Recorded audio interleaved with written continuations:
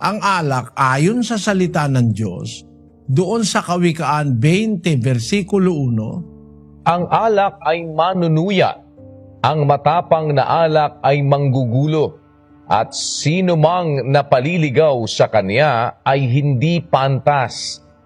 yung sinasabi na pag masama pakiramdam ay iinom ng alak. Actually, yung alak na matapang, pinapainom yan sa mga sundalo na nasugatan, yung mga nagdidelirio, yung malapit mamatay, para wag masyado silang mahirapan sa sakit. Ang alak kasi nakakadalin ng senses. Yung mga nerves natin, yung mga nerve ending, naapektuhan ng alak para wag mong maramdaman yung sakit. Kaya nga sabi ng Diyos dun sa 31:6 ng Kawikaan, Bigyan mo ng matapang na inumin siya na handang manaw, at ng alak ang mapanglaw na loob. pagka malapit ng mamatay, pinapabigyan ng Diyos ng alak. Doon sa panahon na yun. Kasi nung panahon na yun, wala namang mga pain reliever noon sa panahong nakaraan. Panahon ng mga Israelita, masakit halimbawa yung nararamdaman ng isang tao malapit ng mamatay, para siya ay maginhawahan, pinapainom ng matapang na alak. Pero ang matapang na alak, hindi para sa taong malakas, malinaw ang isip, hindi para doon. Guguluhin ng alak ang isip mo kasi ang sabi sa Biblia, ang alak ay manunuya, ang matapang na alak ay manggugulo.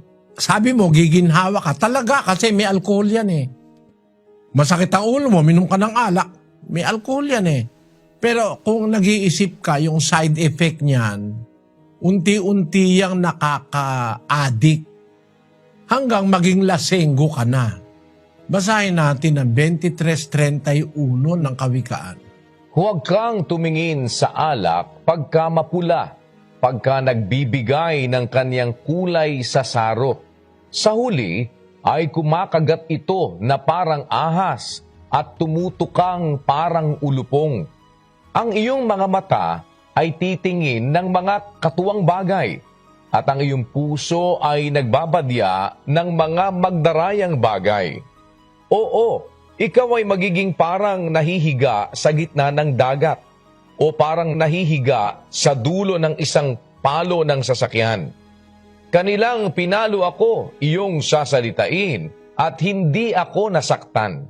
Kanilang hinampas ako, at hindi ko naramdaman. Kailan gigising ako? Aking hahanapin pa uli. Paglasing ka na, paluin ka man, sabi mo, hindi ako nasaktan.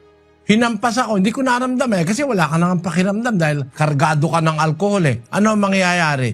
Kailan ako gigising?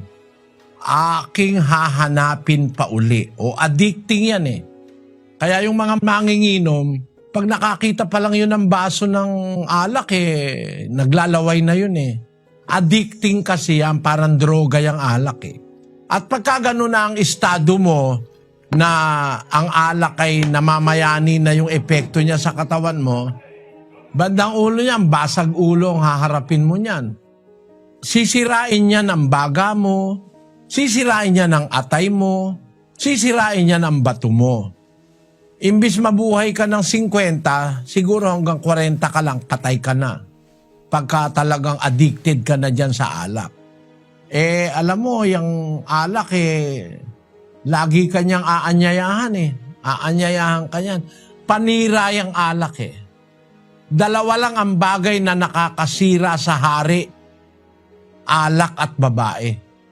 Ayon sa Biblia, sa isang talata ng Kawikaan 31:1. Ang mga salita ng Haring Lemuel, ang sanggunian na itinuro sa kanya ng kanyang ina.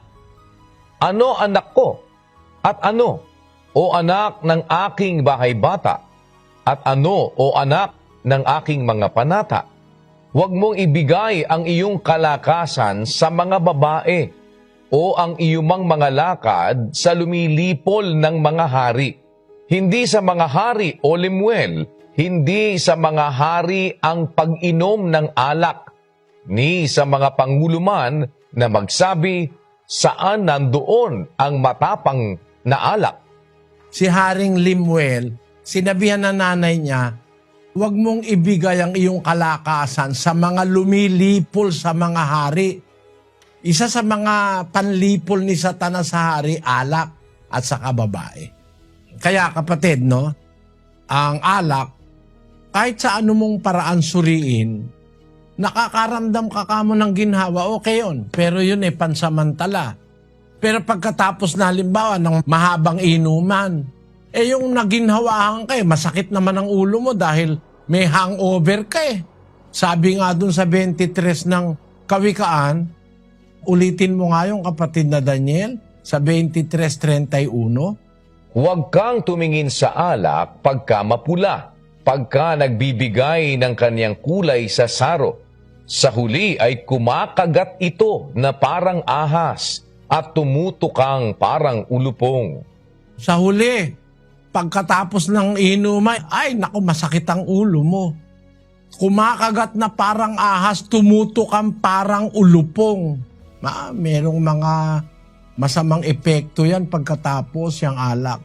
At hindi nga lang yung sakit ng ulo, kundi yung baga mo, yung atay mo, yung bato, masisira yan dahil sa alak.